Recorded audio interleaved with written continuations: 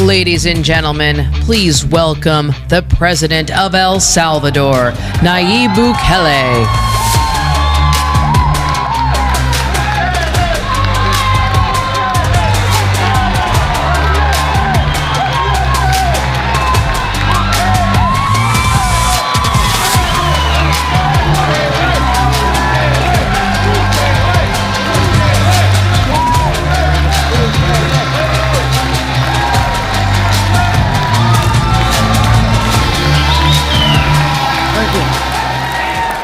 Thank you.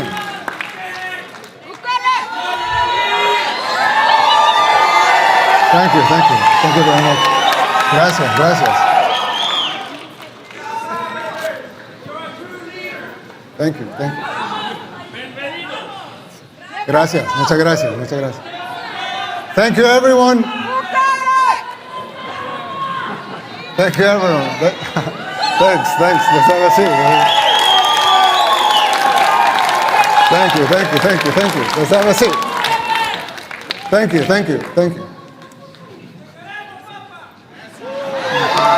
I love you too. Dear Matt and Mercy, thank you for the kind invitation to have me here at CPAC. It is truly an honor to be here just a few days after our presidential and legislative elections, which, by the way, they pulverized the opposition. Yes. They say globalism comes to die at CPAC. I'm here to tell you that in El Salvador, it's already dead.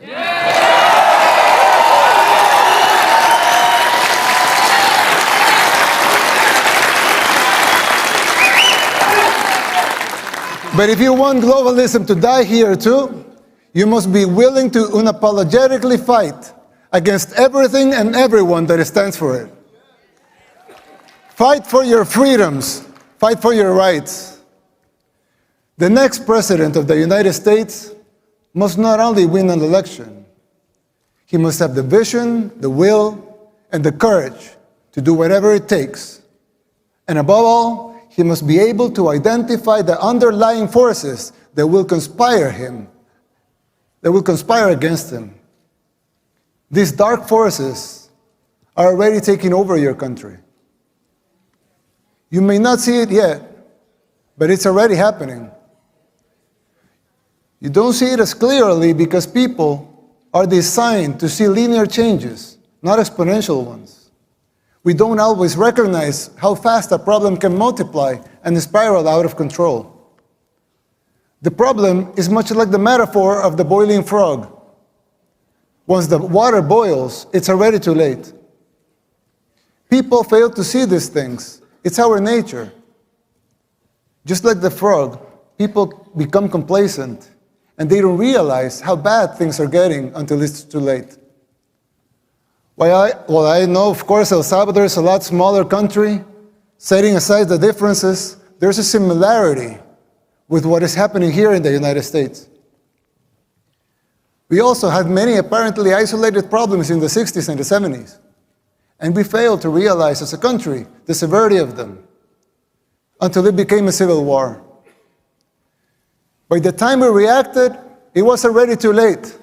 We were already boiled like the frog. And it took us 50 years, 2 wars, 250,000 lives, and a third of our population displaced, and a near miracle to get our country back. And you.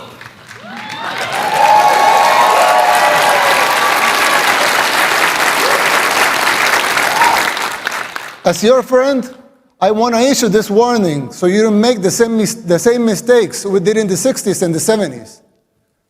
It is not easy to pull yourself back once you're in boiling water.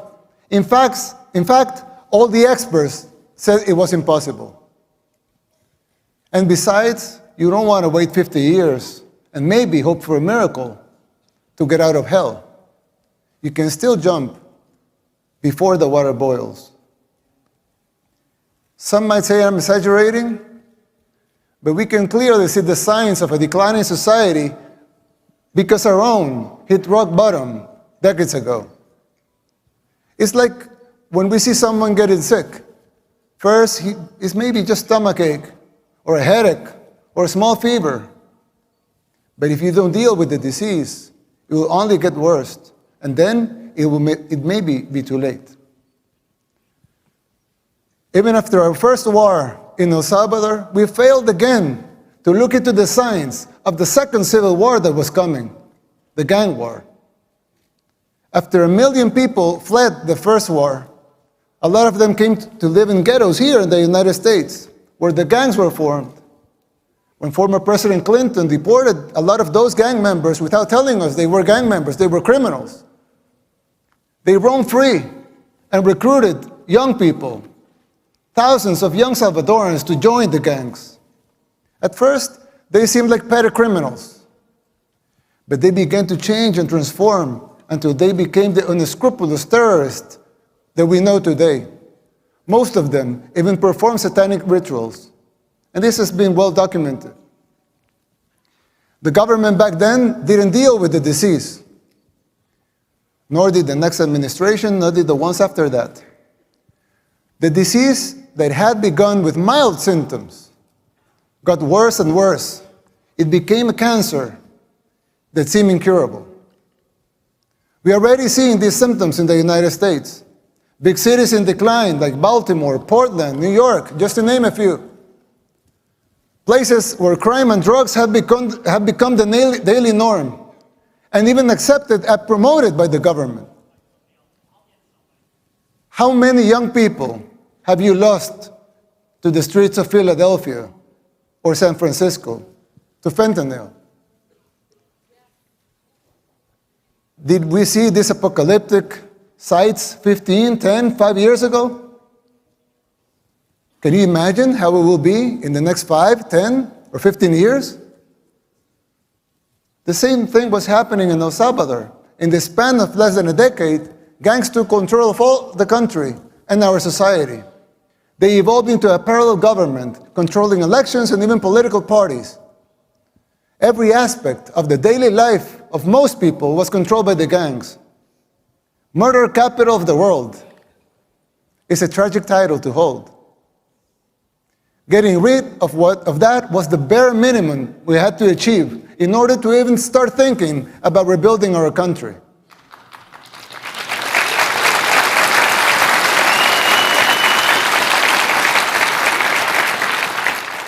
But jumping out of the water when it's already boiling is an almost impossible feat. You are not there yet.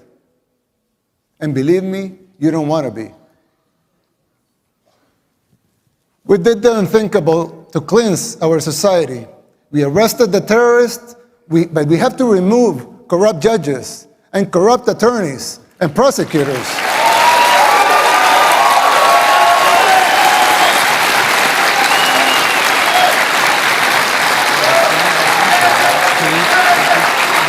Thank you. Thank you. Thank you. These corrupt judges and prosecutors were setting the gang members free. And Nancy Pelosi. And it wasn't just the gangs. The corrupt system worked in tandem with the so-called international community, the NGOs, and of course the fake news, just like it happens here in the United States. Unelected bureaucrats are trying to instate public policy. Who elected them? They don't have a democratic mandate. If they want a seat in the table, they should run for office. Let the people vote. It will not be a pretty sight for them if the elections are free and fair. I mean, who elected Soros to dictate public policy and laws? Why does he feel entitled to impose his agenda? Let me tell you something. Soros and his cronies hit a brick wall in El Salvador.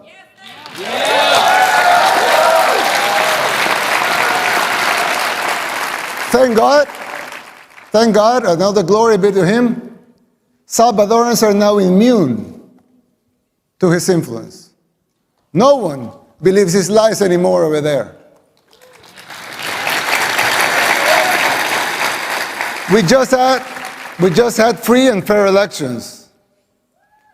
And we won in a landslide with more than 84% of the vote.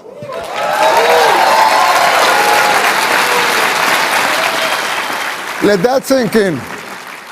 More than 84% of the people voted to continue our policies. Our victory is unprecedented in the history and modern democracies in the world. They also gave us a supermajority in Congress, more than that. 54 seats out of 60.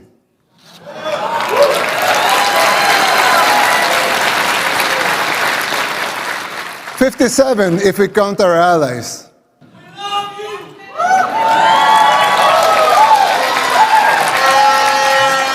That's 95% of Congress. Let that also sink in. The people of El Salvador have woken up, and so can you. The global elites, they hate our success, and they fear yours. The people's free will to choose their leaders is something they despise because they cannot control that. You have experienced this firsthand here in the United States. The global elites control the mainstream media, they finance campaigns, district attorneys, to mention a few. They abuse their powers. They persecute political opponents. In El Salvador, we don't weaponize our judicial system to persecute our political opponents. A practice that may sound familiar to you, but we don't do that there. And who's the dictator? The global elites in the media, they work in conjunction, they run some stories and publish them, same pictures to reinforce their agendas. You're no strangers to that here in the United States. We deal with that in El Salvador too. That is the free press that they talk about? Please. I always criticize the defenders of institutionalism. Not because I don't think strong institutions are paramount and necessary for a democracy, but because I find them very hypocritical. They don't seem to have the same standards for themselves as they are trying to impose on others.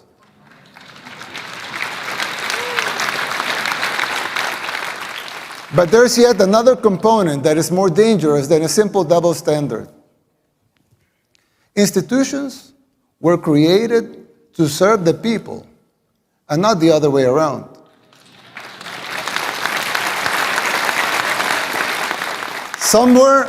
Somewhere along the way, those people forgot their fundamental purpose, which is more important than the institution itself.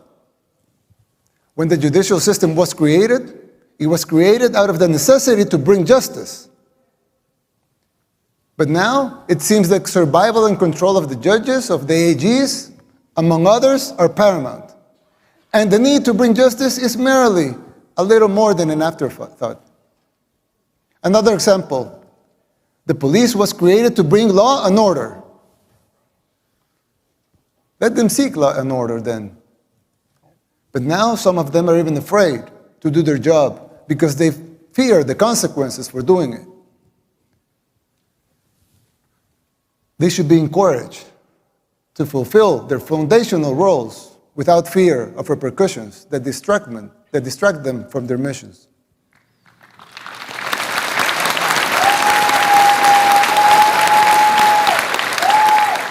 If the police was created to bring law and order, let them bring law and order.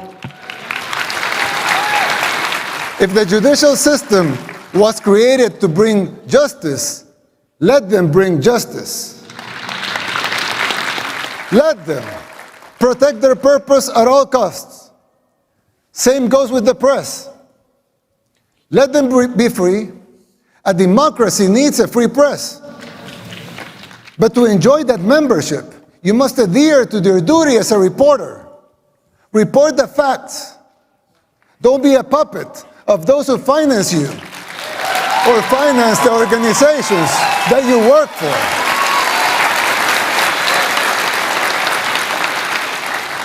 Your freedom of speech will always be protected. We believe in free speech. Everyone here believes in free speech. Your free speech will always be protected. But don't call yourself a journalist if you're just an activist.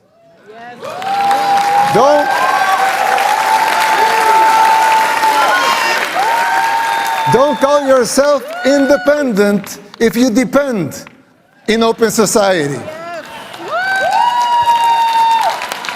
Sarah's NGO for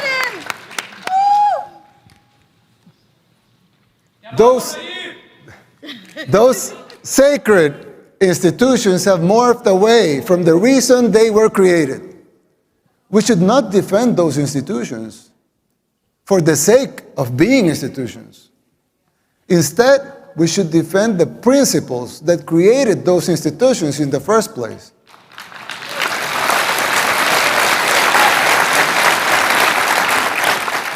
It's troubling to see that this is happening everywhere. Not only in El Salvador, in the United States, it's happening everywhere. But even here, in the United States, in the most powerful country in the world, even here, it's happening. America should listen to these words, not because the El Salvador model should be replicated here, but because these specific examples apply to any nation that has lost or is losing its way.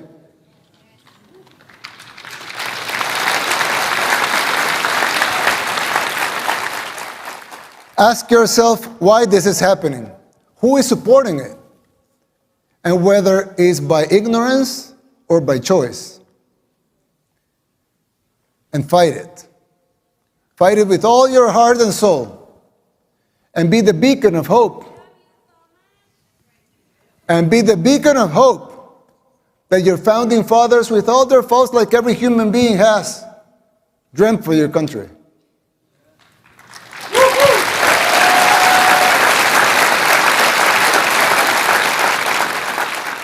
Fight for your freedoms, for your rights. Fight for the original purpose of these institutions and not their mere existence. It's still not too late. It can be done. It is time to erase these new paradigms that have been imposed in the recent years that make no sense. If you just free your minds from those invisible chains, you could do it.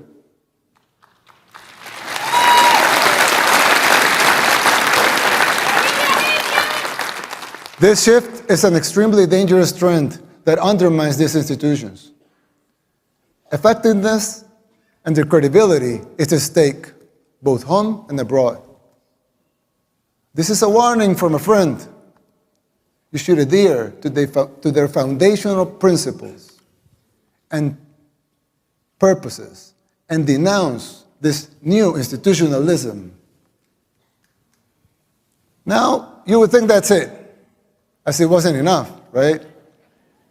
But unfortunately, there's more. There are other symptoms that are even more difficult to diagnose. For instance, the financial situation of the United States. When I talk to my conservative friends right here, they always tell me that the problem is high taxes. But they're wrong. Of course, high taxes are extremely high here in the United States. I give you that. You're right in that. But that's not the real problem. The real problem is not the high taxes themselves, but the fact that they are not even really funding the government. Not even those high taxes, higher than a lot of places in the world, not even those taxes are really funding the government. So who's financing the government? Government is financed by treasury bonds, paper. And who buys the treasury bonds? Mostly the Fed. And how does the Fed buy them? By printing money. But what backing does the Fed have for that money being printed? The Treasury bonds themselves. So basically, you finance the government by printing money out of thin air. Someone could ask, well, so if the government can print unlimited amounts of money out of thin air, why do they collect taxes?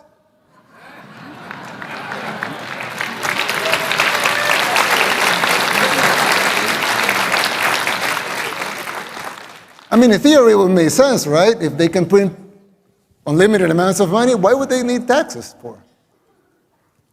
The answer is simple, but it's very shocking.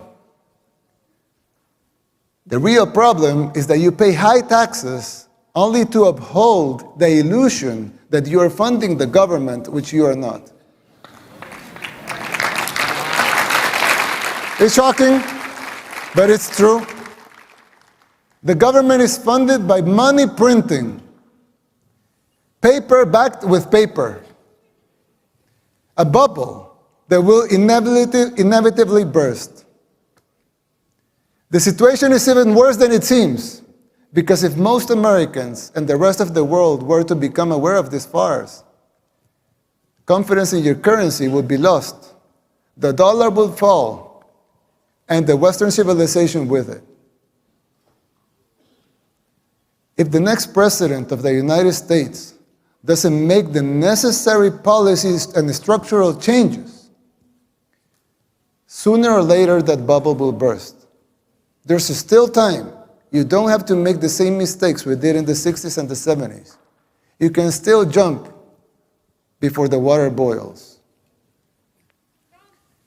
Winning the election isn't enough to solve these problems. They will not simply go away as a consequence of an electoral result. It would take a total re-engineering of the government, top to bottom. It will entail making difficult decisions, like the ones we made in El Salvador since 2019 and that are already paying off. It will be hard. The system will push back, but you have the right to determine your own fate.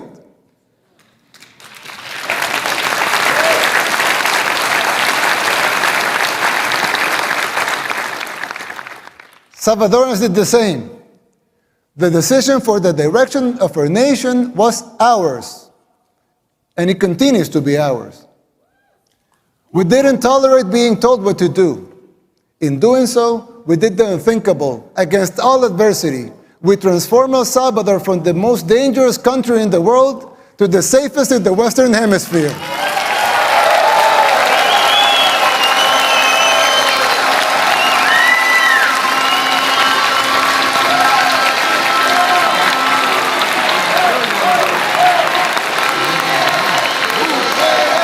Thank you.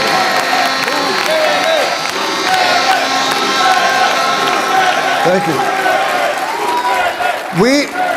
We did it by defying the global elites. We told them no more. And that is my message to you. Put up the fight, because it is, in the end, it will be worth it. It has been for us, and you will have your country back. May God bless you. May God bless the people of the United States. May God bless El Salvador and the future of both our nations. Thank you very much.